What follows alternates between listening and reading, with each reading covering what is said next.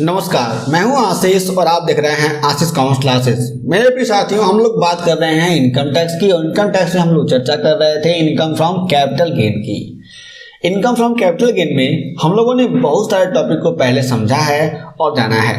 आज हम लोग समझेंगे कि बिना प्रतिफल के प्राप्त संपत्तियों के विक्रय पर पूंजी लाभ, यानी कोई भी संपत्ति क्या हुई है बिना प्रतिफल के प्राप्त हुई है, उसको हमने क्रय किया है तो उसके बदले में कोई भी भुगतान नहीं किया है, यानी कुछ दिया ही नहीं है, तो ऐसी संपत्ति प्राप्त होती है और उसको फिर बेच देते हैं।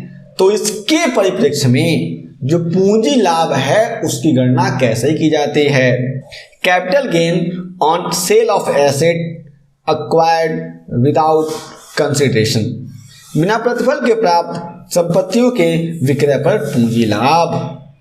करदाता उपहार द्वारा ऐसी संपत्ति के बेचने पर पूंजी लाभ की गणना करते समय उस वर्ष की सूचकांक लागत से भाग दिया जाता है।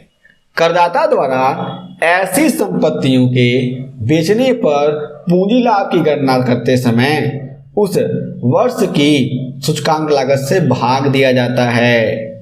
जिस वर्ष संपत्ति को उपहारकर्ता यानी डोनर या पूर्व स्वामी यानी प्री ऑनर ने प्राप्त या क्रय किया हुआ है, न कि उस वर्ष के सूचकांक लागत का जिस वर्ष उसे उपहार ग्रहीता ने प्राप्त किया है, क्योंकि उपहार ग्रहीता के लिए पूर्व स्वामी उपहार करता है। इस बात को आप लोग ध्यान देंगे।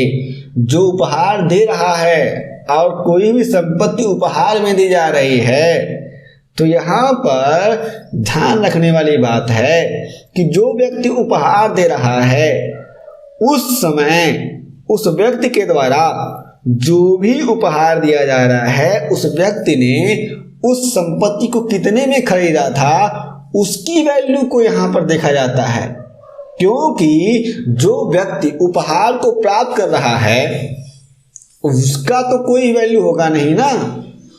यहाँ पे आप लोग ध्यान देंगे इस बात को। जैसे मान लीजिए दो दोस्त हैं, राम और मनीष। राम ने मनीष को उपहार दिया 5 लाख रुपए की संपत्ति। तो यहाँ पर इसके बदले में राम ने कोई भी कंसिडरेशन नहीं लिया और ना मनीष ने दिया, फ्री में दे दिया। तो यहाँ पर हमें पूंजी लाभ की गणना करनी पड़ेगी ना। लेकिन यहाँ पर पूंजी लाभ की गणना कैसे होगी? भाई साहब, जो राम है, राम ने उस संपत्ति को जो 5 लाख की संपत्ति हो गई है इस समय, किससे खरीदा था और कितने में खरीदा था उसकी बात की जाएगी। आप लोग ध्यान रखेंगे इस बात को, न कि मनीष ने खरीदा हुआ है, क्योंकि मनीष ने जो भी संपत्ति ली हुई है उसको उपहार में मिला हुआ है, उसके बदले में कोई भी कंसिडरेशन यानी प्रतिफल प्राप्त नहीं हुआ है उसको। स्पष्टीकरण दिया गया है, यहाँ पे आप लोग समझ लीजिए।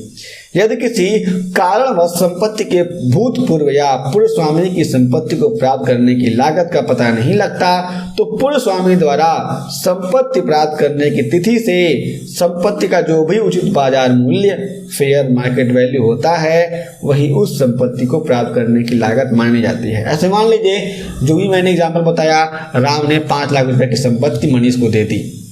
तो यहाँ पर मान लीजिए 25 साल पहले उसने संपत्ति खरीदी होगी, तो उस समय उस संपत्ति का मूल्य उसको मालूम नहीं है कितने में खरीदा था कितने में नहीं खरीदा था।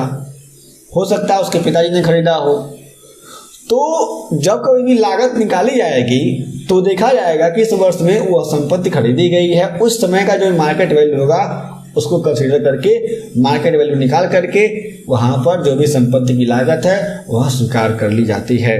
दूसरा है, जब पूर्व स्वामी की संपत्ति की प्राप्ति की लागत ली जाती है तो दीर्घकालीन या अल्पकालीन पूंजी लाभ के लिए अवधि की गणना पूर्व स्वामी द्वारा संपत्ति प्राप्त करने की तिथि से की जाएगी, भले ही करदाता ने उसे अपने पास 3 वर्ष से कम के लिए क्यों ना रखा हो। तो ये बातें कही गई हैं बिना प्रतिफल के प्राप्त संपत्तियों के विक्रय पर पूंजी लाभ के बारे में। मेरे प्रिय साथियों, यदि आपके पास और कोई प्रश्न है इनकम टैक्स जुड़े हुए तो सारे प्रश्नों को हमें जरूर बताएं। यदि आपने चैनल को सब्सक्राइब नहीं किया सब्सक्राइब कर लें, वीडियो को शेयर कर दें और लाइक कर दें। हम फिर से मिलेंगे एक नए वीडियो के साथ, तब तक के लिए जय हिंद।